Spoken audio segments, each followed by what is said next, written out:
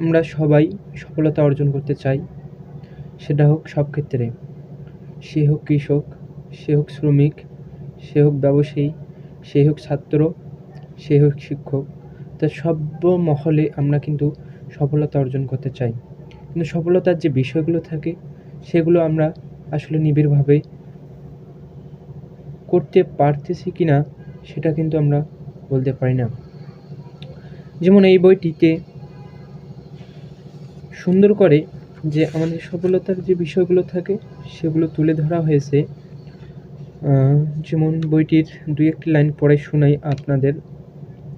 তা হলো, চিন্তার দুর্বলতা হলে কাজের ফলাফল সুনিশ্চিত হয় না। আমরা বিভিন্ন বিষয় নিয়ে প্রতিদিন ভাবি, যা আমরা ভুলে যাই।